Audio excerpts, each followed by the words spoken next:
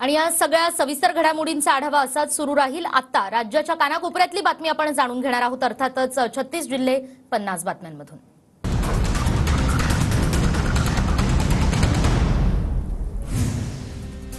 मनोज जरांगेंच्या आमरण उपोषणाचा आज 5वा दिवस। मनोज जरांगेंच्या आवाहनानंतर संपूर्ण गावागावांमध्ये आमरण उपोषण सुरू होणार।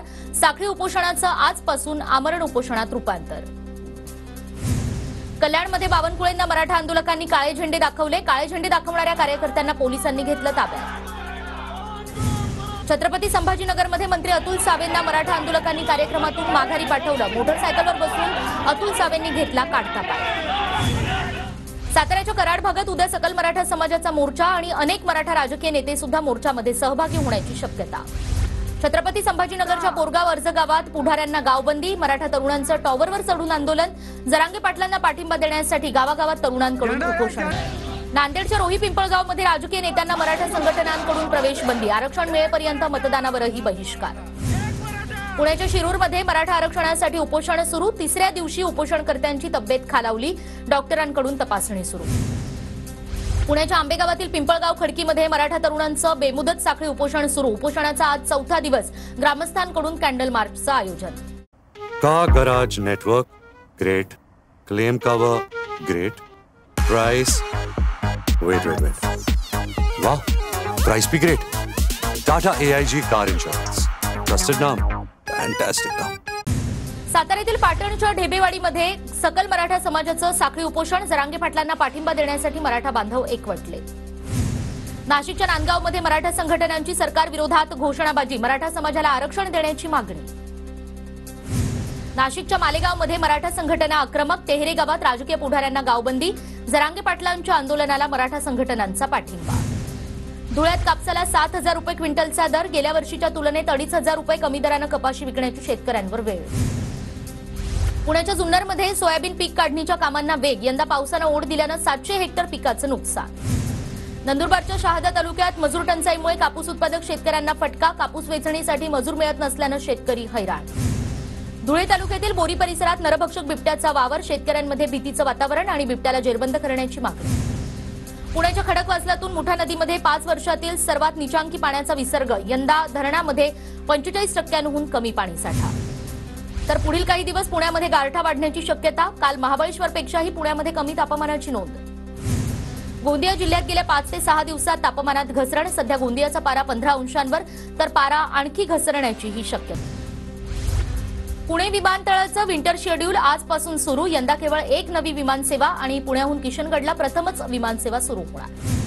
ऐन सणासुदीच्या दिवसात एक्सप्रेस विलंबानं धावत असल्यानं प्रवाशांची हेळसांड। काचीगुडा ते मनमाडसह अनेक एक्सप्रेस 6 तास विलंबानं। वाशिममध्ये प्रवाशांच्या जीवाशी खेळ सुरूच। प्रवासी वाहनातून गॅस सिलेंडरची अवैध वाहतूक। परिवहन विभाग आणि पोलीस यावर कारवाई करणार का, नागरिकांचा सवाल। पुण्यातील कारेगावपर्यंतची PMPML बस शिरूरपर्यंत सुरू आणि अशी ही मागणी। तर 1000 विद्यार्थ्यांचं या मागणीसाठी प्रशासनाला पत्र। दिवाळीनिमित्त पुणे विभागातून 515 जादा गाड्यांचं नियोजन। पश्चिम महाराष्ट्र, मराठवाडा, खानदेश आणि विदर्भात जाणाऱ्या प्रवाशांसाठी या जादा बसेसचं नियोजन। गोंदिया तिरोडा आगारातून बसच्या फेऱ्या वाढवण्याचा निर्णय। दिवाळीच्या सलगच्या सुट्ट्यांमुळे बसमध्ये होणारी गर्दी लक्षात घेता आगार प्रमुखांचा निर्णय।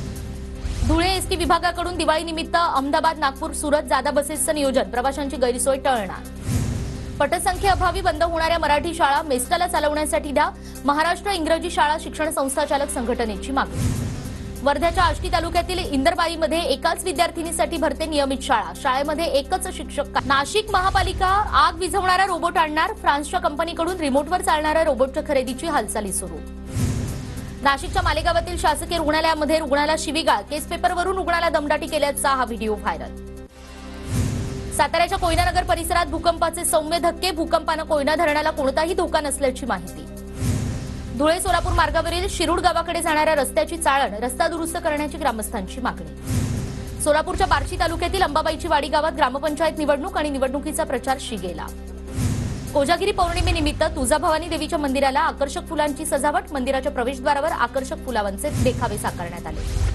चंद्रग्रहण असल्यानं तुळजाभवानी मातेची मूर्ती पांढऱ्या सोहळ्यात। देवीचं ग्रहण काळातील रूपाचं दर्शन घेण्यासाठी भाविकांची गर्दी।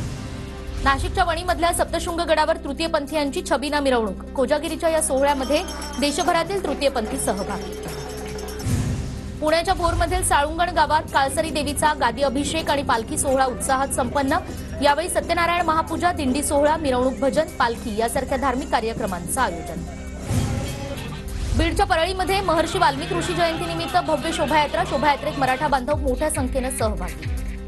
धाराशिवच्या कळंब तालुक्यातील डिकसळ गावात 12 बैलगाडा ओढण्याचा सोहळा संपन्न. कोजागिरी पौर्णिमेच्या निमित्तानं 12 बैलगाड्या ओढण्याच्या या सोहळ्याला 56 वर्षांची परंपरा पूर्ण. सवाई गंधर्व भीमसेन महोत्सव यावर्षी 13 ते 17 डिसेंबर या कालावधीमध्ये रंगणार आणि पुण्यातील महाराष्ट्र मंडळाच्या क्रीडा संकुलामध्ये या महोत्सवाचं आयोजन. गडचिरोली मेडीगट्टा धरणाच्या 3 पिलर खचले. नक्षलवाद्यांचं तेलंगणाचे मुख्यमंत्री केसीआर यांच्या विरुद्ध पत्र. खचलेल्या 3 पिलरची जबाबदारी ही सर्वस्वी केसीआर यांनी घ्यावी, पत्रामध्ये उल्लेख. पुणे शहरात महापालिकेचे 37 जलतरण तलाव, तब्बल 7 जलतरण तलाव दुरुस्तीच्या कारणास्तव बंद. 3 कोटी रुपये खर्च करून 14 जलतरण तलाव आणि क्रीडा संकुलाची किरकोळ स्वरूपाची दुरुस्ती. पुण्याच्या भोर तालुक्यातील वरंध घाटातील शिरगाव रेस्क्यू टीमला रेस्क्यू साहित्याचं वाटप. घाटामध्ये सातत्यानं अपघात होत असल्यानं बचाव कार्यासाठी लागणाऱ्या साहित्याचं वाटप. वर्ध्यामध्ये खासगीकरण कंत्राटीकरणाविरोधात जनआक्रोश मोर्चा. मोर्चामध्ये विविध संघटनांचा सहभाग. तुळजापुरात नवरात्री निमित्त महाआरोग्य शिबिराचं आयोजन. आरोग्यमंत्री तानाजी सावंत यांच्याकडून पाहणी. 22 ठिकाणी प्राथमिक आरोग्य केंद्र सुरू. नाशिक जिल्ह्यात लंपी आजारानं 166 जनावरांचा दुर्दैवी मृत्यू. मृत जनावरांच्या मालकांना मदत देण्याची प्रक्रिया सुरू. सातारा कास रस्त्यावरील पेटरी या ठिकाणी एका रिसॉर्टवर पोलिसांचा छापा. 6 बारबालांसह साताऱ्यातील 18 जणांना पोलिसांनी घेतलं ताब्यात.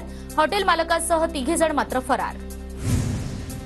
पुण्यामध्ये एमएससीबी मधून बोलत असल्याचं सांगून 50,000ची ऑनलाईन फसवणूक. वानवडी भागामधली ही घटना आणि सायबर चोरट्यावर गुन्हा दाखल.